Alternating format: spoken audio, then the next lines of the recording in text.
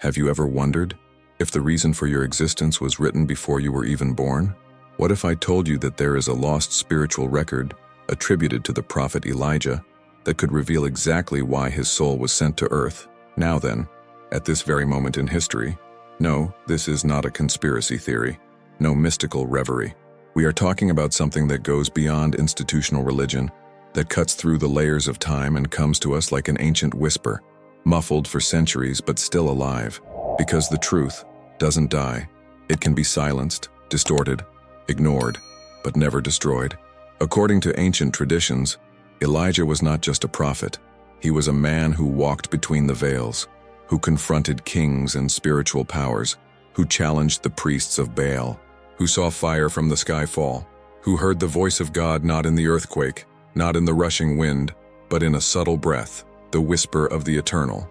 And it is precisely because he knew the silence of God that Elijah understood the true noise of human lies. There are records, apocryphal and occult, that speak of texts attributed to him, manuscripts that would have been hidden or perhaps forgotten on purpose because they carried truths that confronted power. Texts that spoke of the origin of the soul, the reason why some are sent to earth in certain spiritual cycles, and the invisible war fought behind the scenes of existence. It is no wonder that Elijah was taken from earth in a chariot of fire. He didn't die. He was taken. As if your mission wasn't limited to this dimension. As if there were more, much more.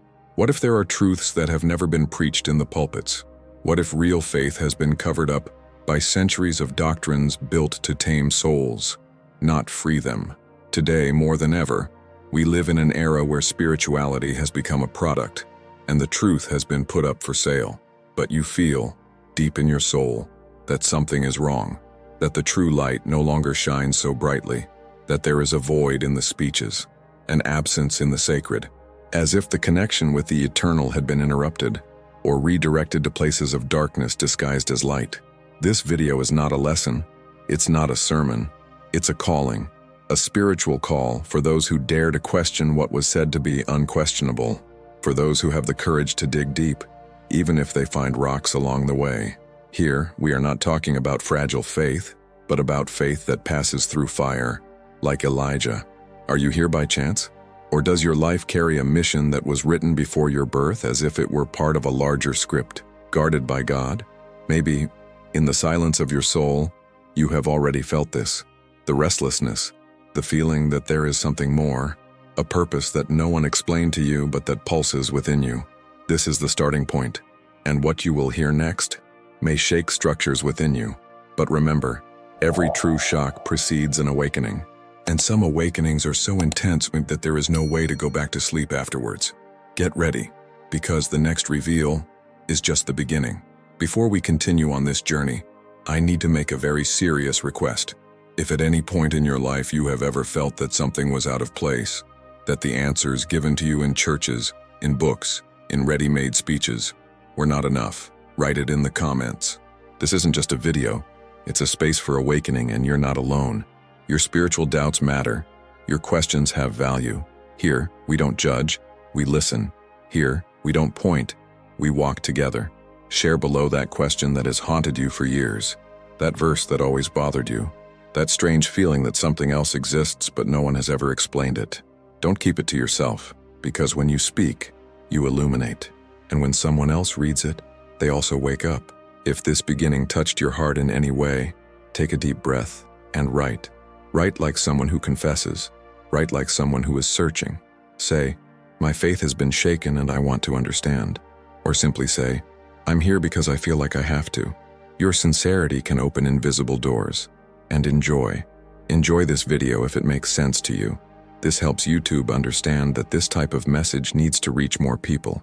And if you haven't signed up yet, sign up now. Not to follow another channel, but to be part of a spiritual journey that goes beyond what meets the eye. Activate the bell, not because it's trendy, but because the coming revelations could be exactly what your spirit has been waiting for. Now yes, go and take a deep breath. Close your eyes for a second if you can. What comes next will change everything you thought about your existence. Elijah was not just a prophet, he was a sign. And maybe you are too. Come on, follow them. For centuries, scholars, rabbis, monks, and theologians have sought explanations for the mysteries hidden within the pages of the Holy Scriptures. And behind every canonical verse, there are echoes of words that have been silenced, texts that were considered too dangerous for dogma, writings that brought questions more than answers, fragments that suggested that some men, like Elijah, not only announced what was to come, but left secret records, sealed, kept out of the reach of most. And it is one of these records that we are about to talk about. Have you ever heard about the so-called Elijah diary? Few listened, and even fewer dared to look for him. And we are not talking about a book with a cover and name, placed between Malachi and Matthew. We are talking about hidden reports, visions preserved by oral tradition, of messages transmitted between the ancients written on parchments that disappeared, but whose echoes crossed time and reached us. Intense spiritual truths, capable of shaking religious structures and shedding light on the deepest reason for human existence. According to these traditions, Elijah was more than a prophet. He was a messenger between worlds, a man with access to the invisible, who received instructions not only for the people of Israel, but for the souls of times to come. He didn't just speak to his time, he spoke to the future, to now. And in this supposed diary, or as some prefer to call it, prophetic record, Elijah would have described celestial encounters, visions of what he called the lineage of those sent, revelations about the souls that would come to earth with defined purposes, not human purposes, like fame, power, or achievement, but spiritual purposes, missions assigned even before birth, eternal designations, as if there were a silent calling that accompanies certain people throughout their lives, even if they don't know how to explain where it comes from. How many times have you felt like you don't completely belong in this world? How many times have you found yourself asking why you were born at a certain time, in a certain family with a certain sensitivity? Perhaps the answer lies in something Elijah tried to tell us. Many of the apocryphal records mention that Elijah spoke of an invisible community of sent ones, people spread across the earth in different generations, connected by the same spirit. They would be like spiritual sentinels, awakened souls who are not satisfied with shallow explanations, who do not find peace in ready-made answers, who feel, from an early age, that there is something more, and that this something constantly calls them. What these texts suggest is that Elijah would have had visions where he saw time opening, like a book before the eyes of the Spirit, and there he would have contemplated faces, names, dates, missions. He would have understood that certain people would be sent with a heightened spiritual sensitivity, with the weight of the invisible on their shoulders, not to live like everyone else, but to remind others of what was forgotten. Can you imagine this? Can you imagine that your feeling of displacement may not be a defect, but a sign that your soul is designed for something greater than surviving, producing, or accumulating? Elias would have left clues, albeit fragmented, about this hidden journey. He spoke of prophetic dreams, of encounters with celestial figures that revealed the spiritual names of some souls, of codes hidden in the sacred texts themselves, and how these codes could only be deciphered by those who had the eyes of the Spirit open. He said, "The man who searches with the eyes of the flesh will see only darkness, but he who looks with the Spirit will see the light behind the veil." It is impossible not to remember Paul's words to the Corinthians. The natural man does not understand the things of the Spirit of God, for they are foolishness to him, and he cannot understand them, because they are spiritually discerned. 1 Corinthians 2:14. What if what Elijah saw, what he wrote or left hidden, can only be understood by those who are already, in some way, awake? It is rumored that some of these writings were kept secret by religious leaders throughout history, not out of fear of heresy, but out of fear of awakening. Because a people who understand their spiritual origin, who understand the reason they are here, cannot be manipulated. He breaks free. He transcends. He doesn't fear the system. He fears only God. Are you ready to face this possibility? Are you ready to consider that what you feel in the depths of your being, that spiritual restlessness, that constant search, that feeling that ordinary life is not enough, could be the echo of a very ancient voice that perhaps Elijah heard before you and registered with his own spirit? If this so-called Elijah diary existed, physical or spiritual, it was not meant to be, "I read with my eyes," but with my heart. And maybe that's why he never appeared in a library. Maybe it doesn't need to be found on paper, because it is already being revealed, now, within you. Maybe your life will be the continuation of what Elijah started. Perhaps you are here not by chance, but as part of something that began before time was counted. May this revelation lead you to seek the truth, not in men, but in God Himself. Have you ever seen something similar? Comment below. Write in the comments, "I feel like I'm here for a purpose." Or if you prefer, "I've had this strange feeling that my soul is here for something bigger." No matter how you say it, the important thing is that you release it. May you confess what you feel. And if this message spoke to you, sign up to receive more revelations like this, because what comes next will take you even deeper. But after all, who was Elijah? If you grew up listening to biblical stories, you may have heard that Elijah was just one prophet among many, a man who performed miracles, confronted kings, and then disappeared. But the truth is that Elijah was, and still is, one of the most enigmatic, spiritually intense, and mysteriously powerful characters in the entire biblical narrative. He appears suddenly in 1 Kings 17, as if appearing out of nowhere, coming from a place called Thesbe, in the region of Gilead.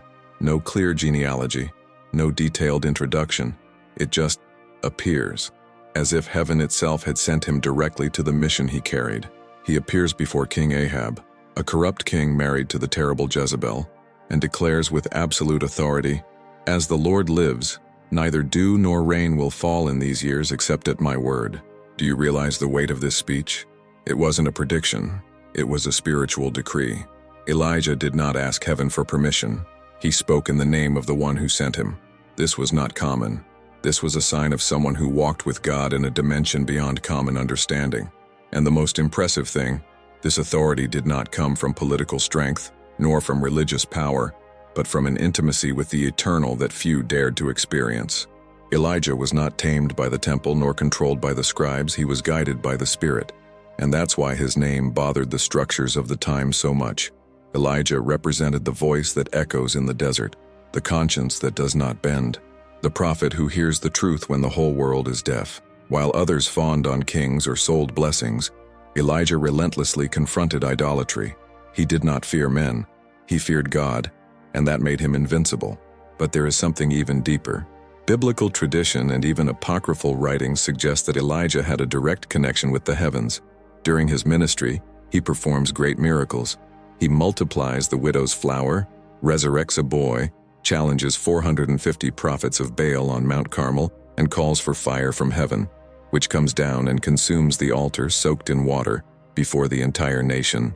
This scene is one of the most powerful in the Bible, not just for the visible miracle, but for the spiritual symbolism.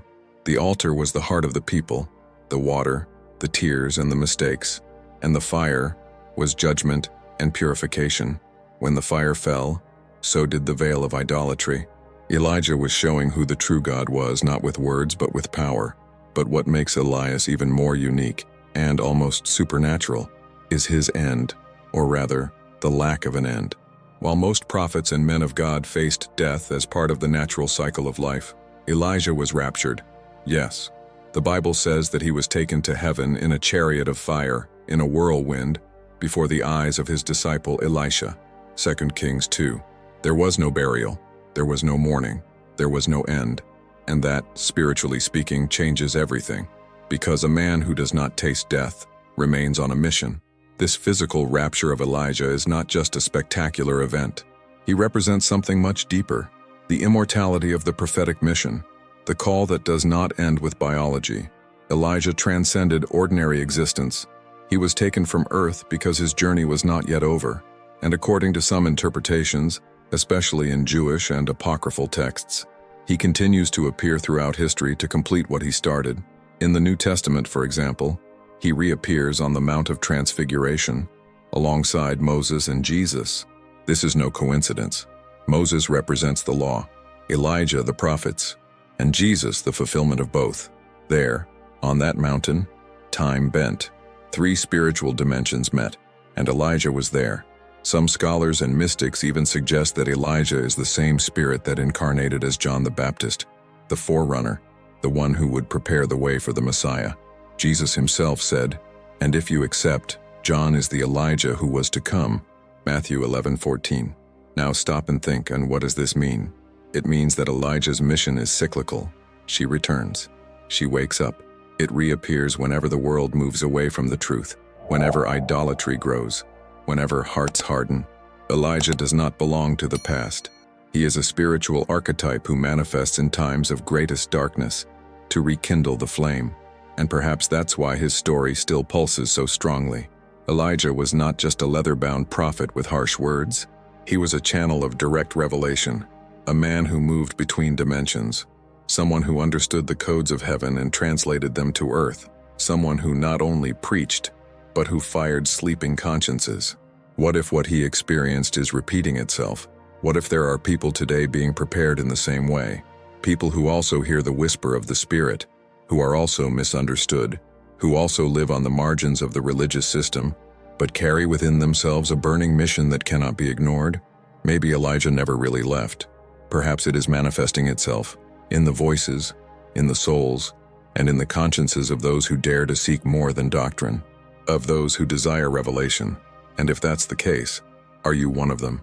Is what you have felt since you were a child, this strange calling, this attraction to deep spiritual matters, to hidden mysteries, to visions that others call exaggerated, is it just a fruit of your mind or part of a mission that is being fulfilled now?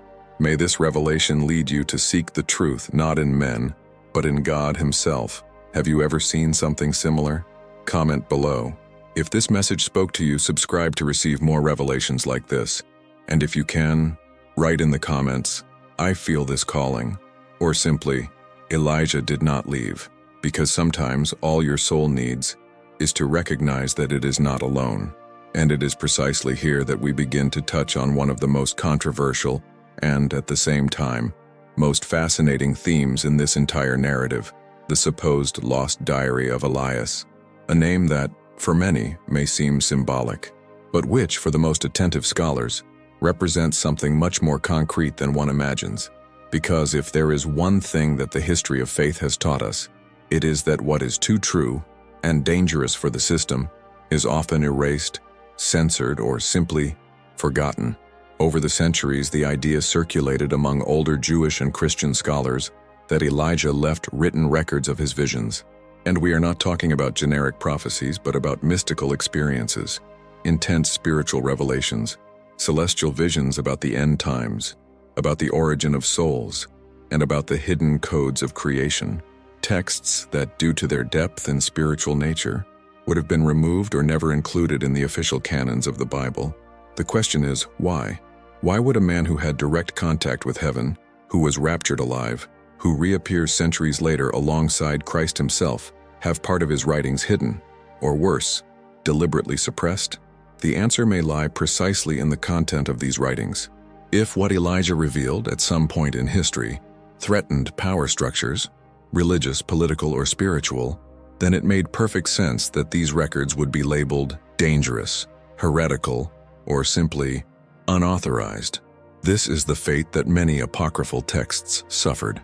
In fact, in the ancient archives of mystical Judaism, there are mentions of a set of revelations known as the words of Elijah, the prophet. Fragments of these texts would have been found in hidden sections of the Dead Sea Scrolls, mixed in among better-known texts. In some Aramaic versions, Elijah's name appears linked to visions about the Shekinah, the manifest presence of God, and about a spiritual lineage of souls who would be sent to earth in times of apostasy, that is, when the truth was forgotten. These reports speak of Elijah's encounters with angelic entities, beings who, according to him, did not just belong to heaven, but who moved between the worlds, observing, taking notes, guiding. Some scholars say that Elijah would have spoken to a being who identified himself as the angel of record, a being responsible for keeping the names written in the Book of Life. Have you ever heard this expression? Book of Life? That's right. It appears in the Bible, in the Apocalypse. But what if Elijah had had access to this spiritual book, not as a theory, but as direct revelation? Imagine the impact that would have. Imagine what it would mean for the common people to know that someone like Elijah, a man who did not experience death, had access to forbidden spiritual records which contained the destinies of souls, the names of the righteous, the cycles of humanity, and the hidden codes that reveal the true purpose of whoever is incarnated here, now. These visions, if they were actually recorded by Elijah, would not fit in the temples. They would not fit into institutions. They would not serve the religion of control, but the spirit of truth. And that's why they were probably erased from official books, but preserved between the lines of history. There is also an ancient esoteric tradition that speaks of the Book of the Seven Rays, attributed to prophets such as Elijah and Ezekiel. A book that, according to ancient mystics, contained the spiritual keys to awaken the sleeping conscience of the people. In some ancient desert schools, it is believed that Elijah received this book, or part of it, directly from an angelic being called Sandalphon, known in Hebrew traditions as the angel who takes the people's prayers to God. Can you imagine this? A prophet who's in direct contact with heaven, receiving instructions about souls, spiritual cycles, revelations that were yet to come, and being instructed to leave everything in writing?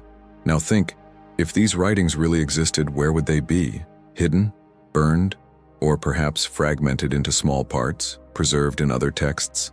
Texts that many today call apocryphal, as if they were dangerous, but that perhaps contain exactly the answers that so many souls are searching for. Texts like the Book of Enoch, for example, which also deals with fallen angels, spiritual dimensions, and souls awaiting judgment, or the Testament of the 12 Patriarchs, which tells of visions and hidden revelations passed down from generation to generation. What if Elijah's diary is hidden among these echoes? What if the truth is in disguise, waiting only for those with eyes to see? There are also historical records of the Essene sect, a group of mystical Jews, isolated from the temple system in Jerusalem, who believed in the coming of a prophet similar to Elijah, bearer of divine revelations and spiritual authority above the priests.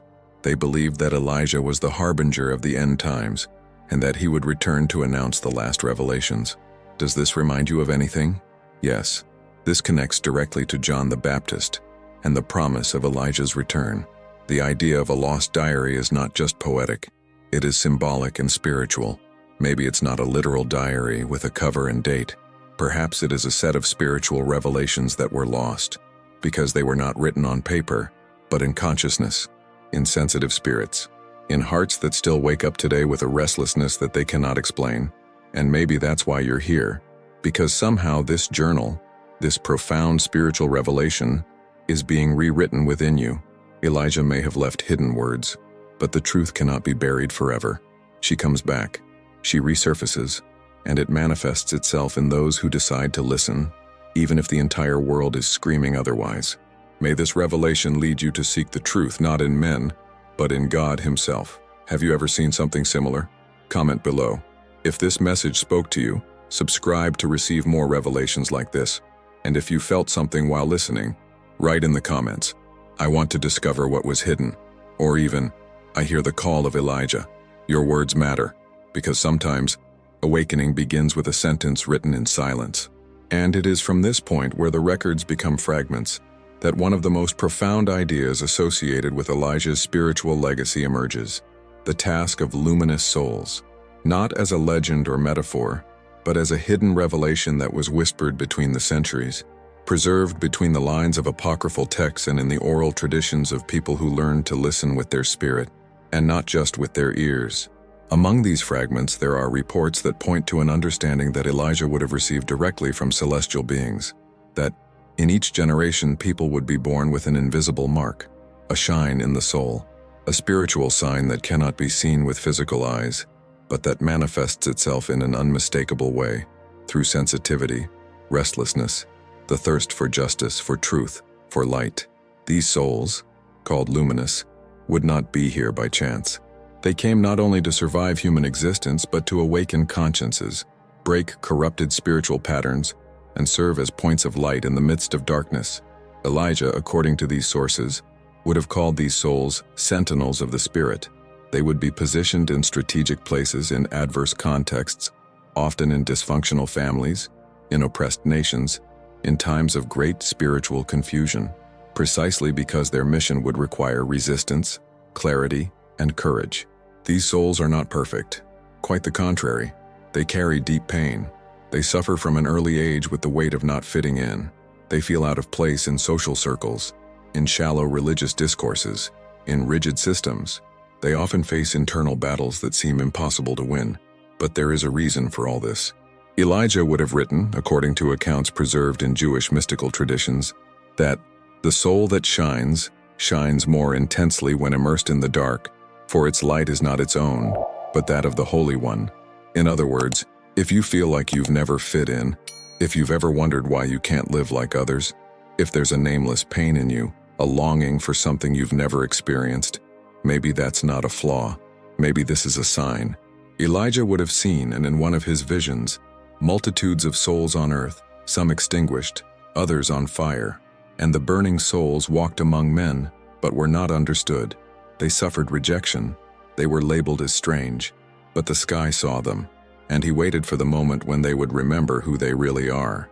According to these same fragments, each luminous soul carries a unique calling. Some came to awaken others. Others came to heal. Others to free. Some to confront the system.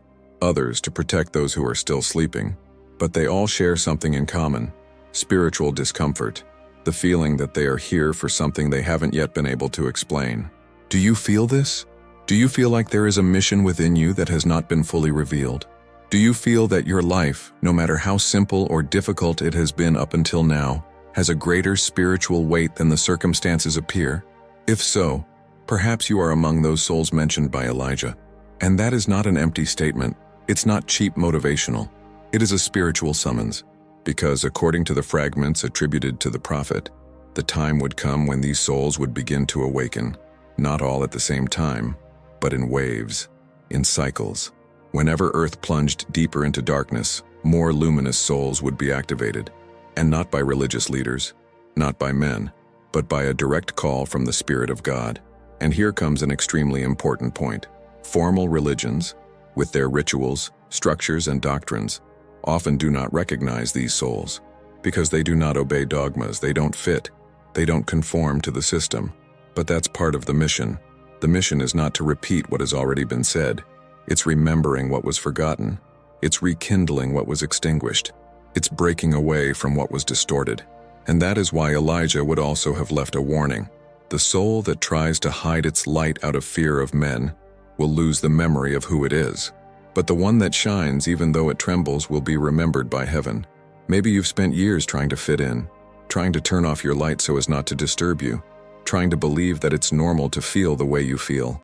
But your soul knows. She carries marks that time does not erase. And there comes a time when the Spirit begins to whisper louder than the world screams. Elijah knew this. That's why I left those messages. So that, even without an official book, without a public document, these truths would resurface at the right time, at the time of awakening. What if that time is now? What if you are watching this video not by chance, but because heaven decided to light the next flame inside you? May this revelation lead you to seek the truth, not in men, but in God Himself. Have you ever seen something similar? Comment below. If this message spoke to you, subscribe to receive more revelations like this.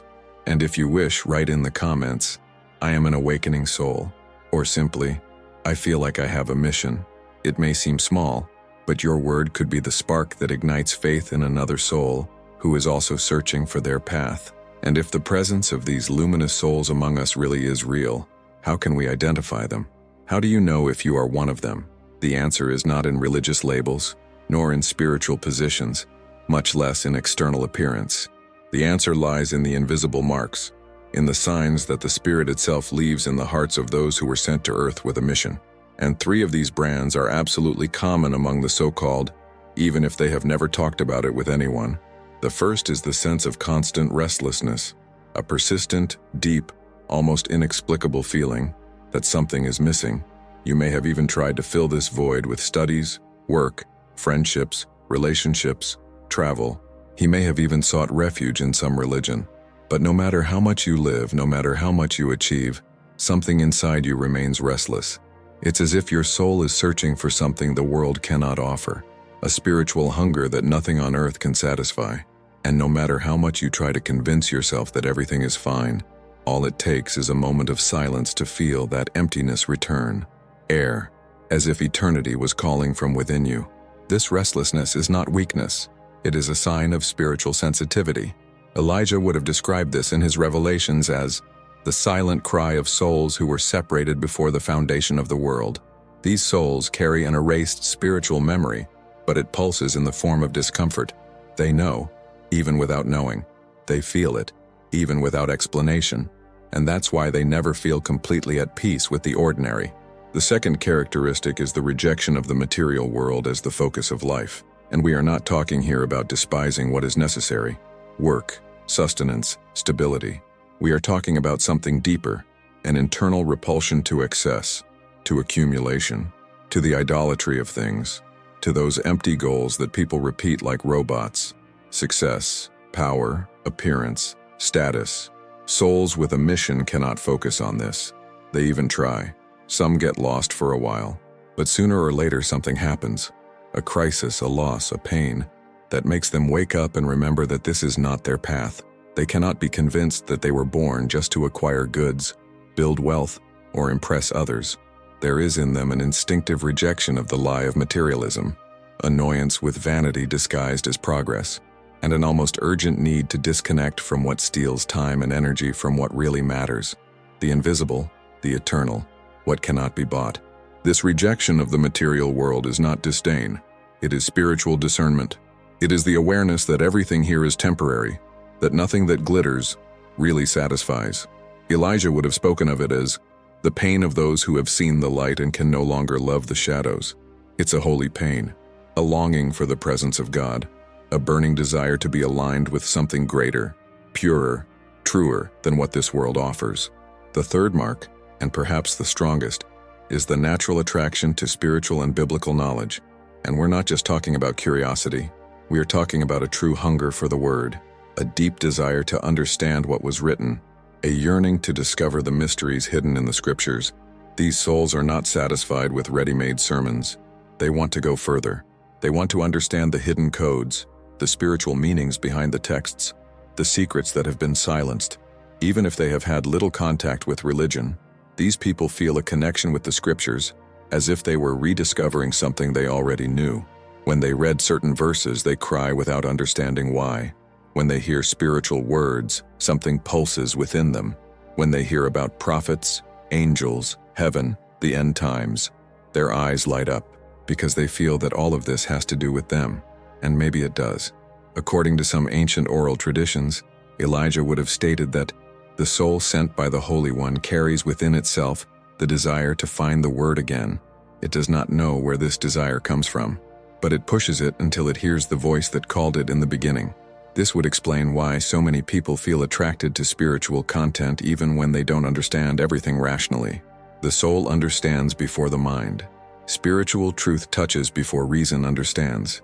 And if you identify with all of this, with the constant restlessness, with the rejection of materialistic lies, with the uncontrollable desire for spiritual knowledge, it is quite possible that your soul is among those mentioned by Elijah.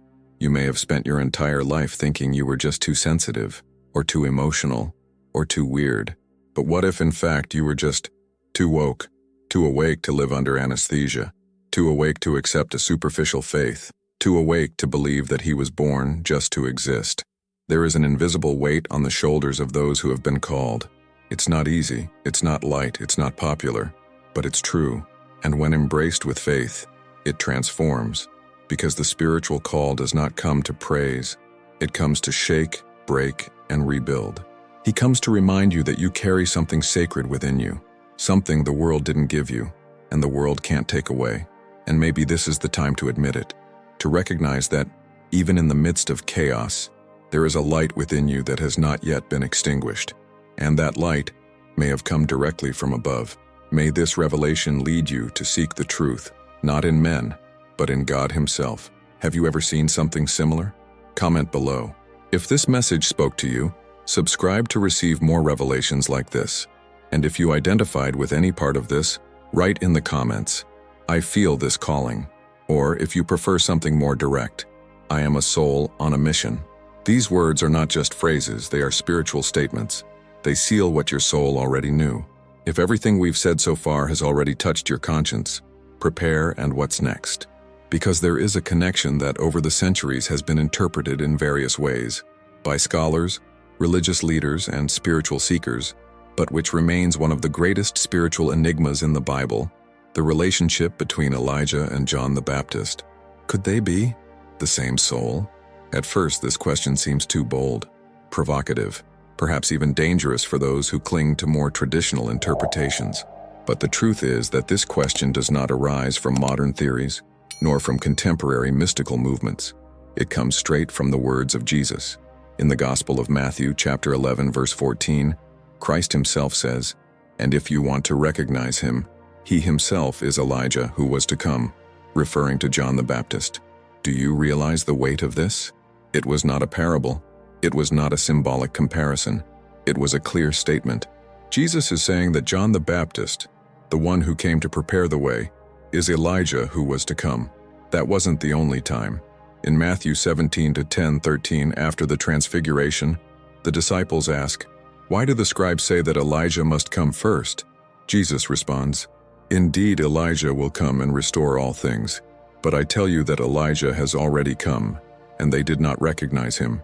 And the text completes, "Then the disciples understood that Jesus was speaking to them about John the Baptist." This should make us stop and reflect deeply. How can Elijah, who was taken away and did not see death, return in another man with another name, but with a mission identical to the one he had centuries before? What does this teach us about the way God works across generations? Are we facing a spiritual code that points to a broader, deeper truth, but that few are prepared to accept? The Bible does not use the word reincarnation. That is a fact, and it would be a mistake to try to impose an external doctrine on this text. But what is before us is not doctrine. It is a spiritual standard. It is prophetic continuity. It is the movement of a mission that goes beyond biology, time, flesh. John the Baptist was not Elijah in body, but it carried the same spirit, the same fire, the same purpose. The angel who announced his birth to Zechariah in Luke 1:17 declared, "And he will go before the Lord in the spirit and power of Elijah." Here's the secret. The spirit and power of Elijah are heavenly designations, missions that are not limited to a single time or body. And if this happened to Elijah and John, could it happen to others? Does the Spirit of God continue to call souls, generation after generation, to similar missions? What if you, who feel this calling, this restlessness, this pain inside, are receiving part of that same prophetic anointing, not as a title, not as vanity, but as a silent spiritual charge which reveals itself in his desire to awaken others, to denounce deception, to live a true faith, without masks? Elijah and John were like lighthouses in times of darkness, voices that cried out where there was silence, bearers of revelations that the people rejected but that heaven confirmed. And that's what's happening again. The prophesied times are being fulfilled. Spiritual chaos spreads. Faith is being commercialized. The truth is being negotiated. And the call for luminous souls to rise is echoing louder than ever. The days we live in are not ordinary. Never before has there been so much information and so much spiritual confusion at the same time. Never before have people searched so much and found so little. There is a huge thirst. But what is offered is contaminated water, manipulated doctrines, words without spirit.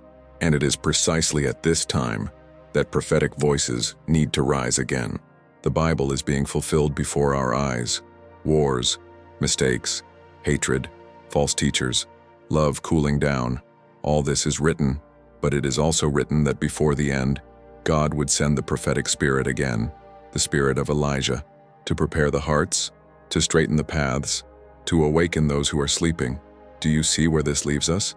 Maybe you are living in a time when everything is falling apart. Nothing makes sense. Your old references are breaking. But what if this breakdown is exactly the beginning of your awakening? What if this misfit is the voice of God saying, "Arise, you are not ordinary, you have a mission"? The connection between Elijah and John the Baptist reveals to us that the spiritual mission is not something linear. It is cyclical. It's progressive. She comes back. It repeats itself, but always with more force, more clarity, more urgency. And now it is your generation that is in focus. Do you really think you were born in this time by chance? With so much going on in the spiritual world, with so many mysteries being revealed, with so many people waking up at the same time? No, it's not a coincidence. You are part of a prophesied time, a time when spiritual revelation would leave the temples and invade the hearts, a time when God would call those who no one called. I would use the unlikely ones, and it would reveal hidden secrets to those who are hungry, Not for status, but for truth. And maybe that's why you're here. Maybe this message didn't find you because of the algorithm, but because something inside you was ready. Ready to remember. Ready to respond. Ready to say, "Here I am." May this revelation lead you to seek the truth, not in men, but in God Himself. Have you ever seen something similar? Comment below. If this message spoke to you, subscribe to receive more revelations like this. And if you felt like this video spoke directly to you, write in the comments, "I feel like I'm here for a greater reason." Or if you want to seal this word in the Spirit of Elijah lives in those who are sent. Your voice matters, and when one soul awakens, others also awaken. If Elijah's spiritual diary, even if fragmented, even if hidden for centuries, is right, then his presence here, at this very moment, is not a coincidence. It's not a mistake. It's not random. It is a spiritual alignment, a silent summons that was written before you were born. Perhaps you have felt this since childhood, that inexplicable feeling that there is something waiting for you, a something that no one could name, that not even the wisest could explain. Maybe you've had dreams, intuitions, moments of silence when it seemed like the sky was about to speak, but it didn't. Or maybe you've spent your whole life trying to fit in, trying to silence that restlessness, but it never went away, because she wasn't anxiety. It was no illusion. It was the echo of the call. And now, after everything you've heard so far, the question becomes inevitable. Are you willing to discover and fulfill this calling? This is not about religion. It's not about becoming more spiritual than others. This is about accepting what God has already written about you, even if you don't understand it all yet. It's about saying yes to the invisible. It's about positioning yourself spiritually, even trembling, even in silence, even without knowing where to start. Because maybe you've already started and didn't even realize it. How many times have you felt like saying something and remained silent? How many times have you wanted to pray for someone but were afraid of judgment? How many times have you walked away from environments because something inside you said, "This place isn't for me"? How many times have you cried listening to the word, feeling like it was speaking directly to you? What if all of this is already part of the mission? What if the calling is not something that begins with a visible supernatural event, but with a deep inner decision? Elijah did not begin his mission in the fire that fell from heaven. He started alone, in the desert, in silence, being shaped, being broken, being prepared for something bigger. And with you, the same thing could be happening.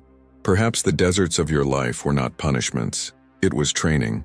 Perhaps the voids you faced were cavities prepared to receive revelation. Maybe the doors that closed led you to the only place where God could speak to you. Away from the noise, away from distractions, close to the Spirit. What you feel now is not just emotion. It's a spiritual touch. It's a sign that your time for spiritual sleep is over. It's time to get up, to recognize that you are not just anyone, that your sensitivity is not weakness, it is spiritual radar, that your discomfort with the world is not rebellion, it is discernment, that your thirst for revelation is not curiosity, it is a response to the call. But this call requires decision. Are you willing to carry that light, even when the whole world is in darkness? Are you ready to truly seek God, and not just repeat what you were taught? Are you ready to become a channel, a bridge, a voice? Because the prophetic time is not tomorrow, and now. And if you ignore that restlessness one more time, it won't go away. She will grow up. Because whoever carries Elijah's mission, even without knowing it, can never live like before after hearing the call. Then look within yourself and respond silently. "Here I am. Speak, Lord, for your servant hears." This could be the start of everything. From now on, your life may not change on the outside, but inside, something has already started. May this revelation lead you to seek the truth, not in men, but in God Himself. Have you ever seen something similar? Comment below. If this message spoke to you, subscribe to receive more revelations like this. And if you want to seal this moment, write in the comments, "I want to fulfill my calling." Or if you felt the Spirit touching you as you listened to this, write, "My soul recognizes this voice."